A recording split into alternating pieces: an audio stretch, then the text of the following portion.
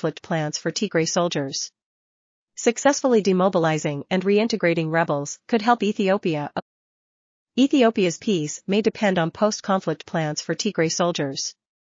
Successfully demobilizing and reintegrating rebels could help Ethiopia avoid further conflict, research shows. Analysis by Sally Sharif. Ethiopia reached a peace agreement with the Tigray People's Liberation Front, TPLF, rebels this month.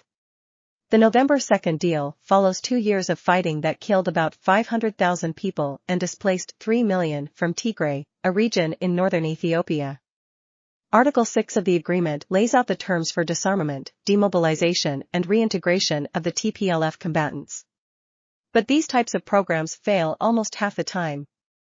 Will the Ethiopian peace agreement hold, and can Ethiopia avoid another conflict? The peace agreement is a necessary first step in ending the 2-year conflict. But my research suggests a lasting peace will require demobilization and reintegration plans that ensure the economic and social well-being of rebel commanders and combatants. What helps demobilization succeed?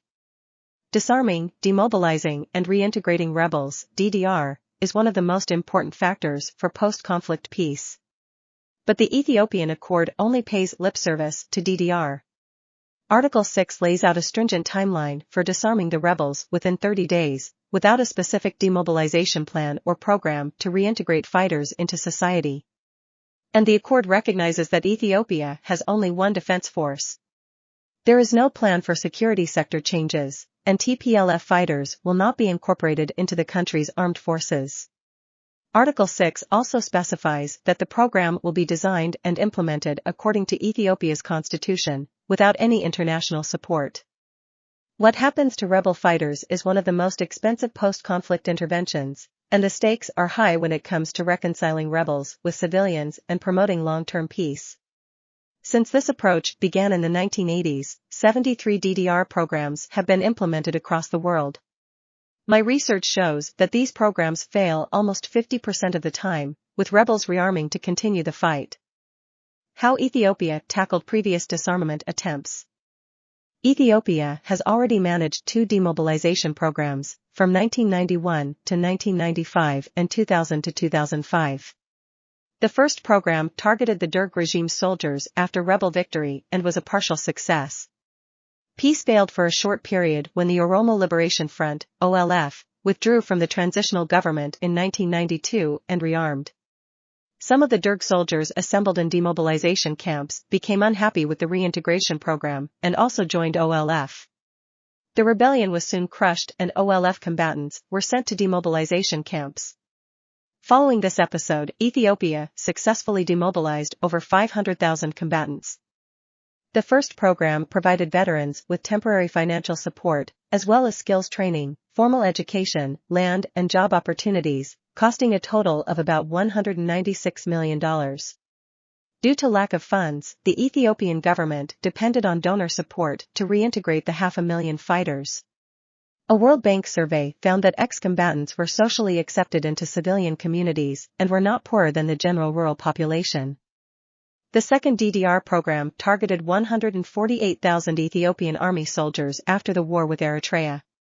The program extended to 6 years due to lack of funds. Ex-combatants were promised financial and technical support that failed to materialize. The program's total cost was $174 million, with less than $3.1 million paid by the Ethiopian government. The World Bank lent Ethiopia $170 million to implement the DDR program. This program was a success in that the soldiers did not rearm or join insurgents. Social reintegration also happened smoothly. But ex-fighters' assets deteriorated gradually, according to a World Bank survey after the program ended. In both DDR programs, detailed program design and funding, as well as international funding, determined eventual success. But the government of Ethiopia has accrued a burgeoning foreign debt since the end of the last DDR program. In 2021, it owed foreign lenders 57% of its national income. National debt stood at about 40% during previous DDR programs. Considering the government's current economic performance, affording a costly demobilization and reintegration program is wishful thinking. Without such a program, peace will remain elusive. Can Ethiopia avoid further fighting? For Ethiopia, that's a big question. The African Union lauded the peace negotiations, which excluded representatives from the global north and the United Nations, as providing African solutions to African problems. But the DDR program is unlikely to succeed without technical support and funding from international organizations.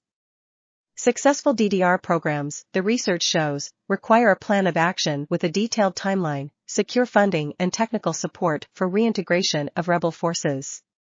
In Ethiopia, this would mean building demobilization camps for TPLF fighters and training the group's commanders in managing their combatants after conflict formally ends.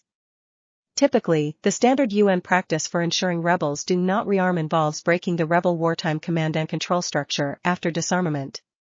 This would mean separating TPLF commanders from the rank-and-file combatants. But my research suggests that for rebel groups with a strong command and control structure, like the TPLF, DDR is more likely to succeed if the government assembles combatants in demobilization camps and provides them with educational opportunities, vocational training and prospects for employment.